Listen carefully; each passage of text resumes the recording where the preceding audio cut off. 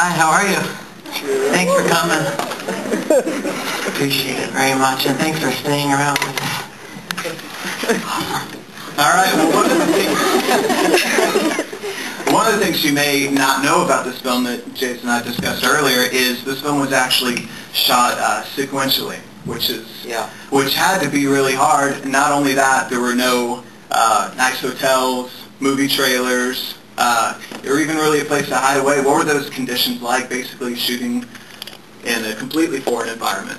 Well, the way we made the movie, I think, really contributed to the feeling of the movie.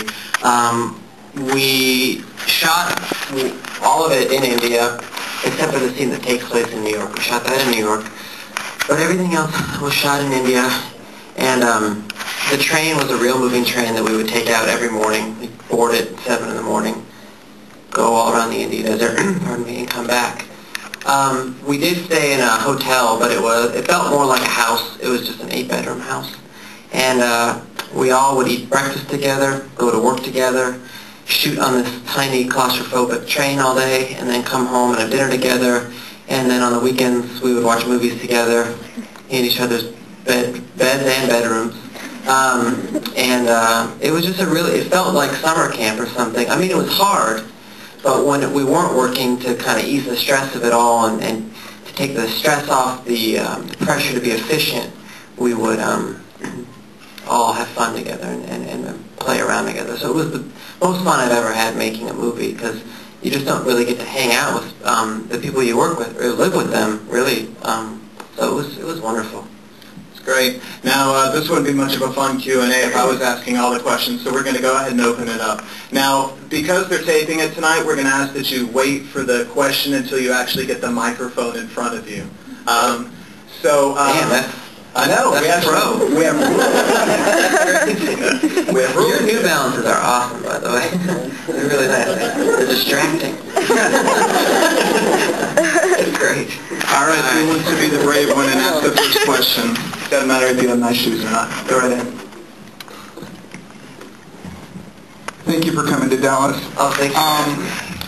The question I wanted to ask was, seeing as there's a lot of filmmaking talent in your family, your mother, Adrian, what is the best piece of advice that you got from all of them in your career? Thank you. Advice, do you mean specifically about working, or just in general in life? All right, well, that's a good question right off the bat. Well, this answer, I'll tell you, is an honest answer, but it's not funny, but it's a true story it's just the one that I think of when you ask that question with the microphone in your hand.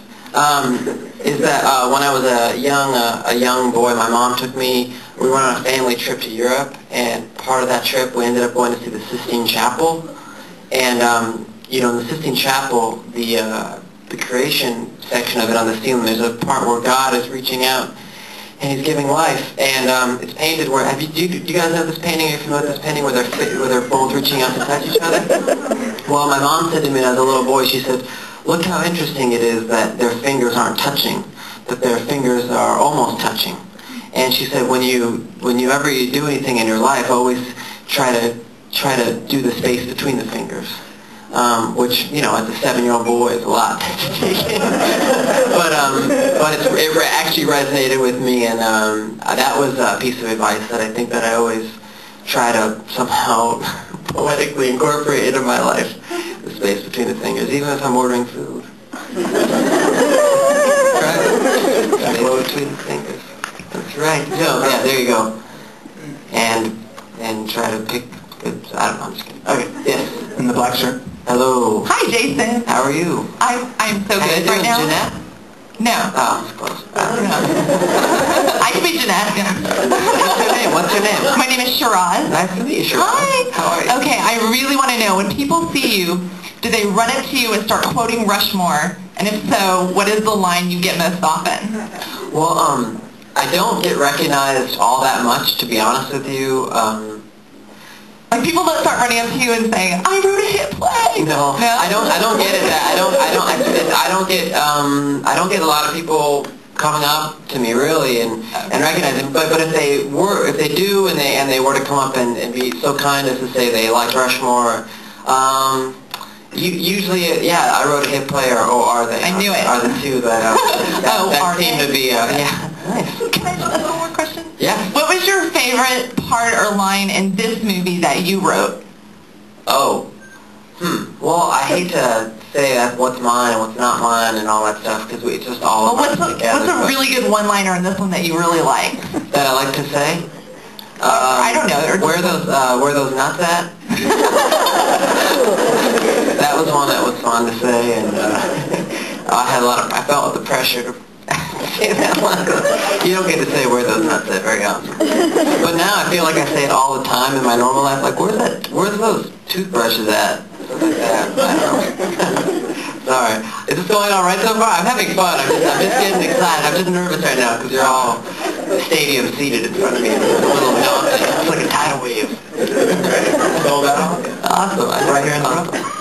You've worked with Wes now twice. How has the process changed as from working as just an actor to...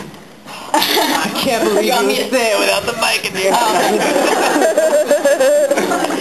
You've worked with Wes now twice. First as just an actor and now as an actor and a writer. How has the creative process changed? There you go. Thank you. The creative process, well, you see, it's for me, working with Wes and how has Wes's creative process changed, or for the both of us, with both, all of it? Either way. Well, I'll tell you, like, on this movie, I haven't worked on, Wes has made many movies since Rushmore, and Bill and Owen have, I think, been a part of all those movies, so to really get a true gauge of how he's changed over time, it'd be better to ask one of them. But what I noticed is that in India, Wes really had emphasized like going with things that were unpredictable and not trying to control the environment very much and being very open-minded and wanting things to be spontaneous, especially in the environments we were shooting in. Like, if that was the thing about the movie is that none of the words were improvised. We really stuck to the script and tried to do the script to our best. But because India is such a vibrant place, there's so many people, there's so many things coming at you all the time. There are cows in the street, there are monkeys not happy with you a lot of the time there.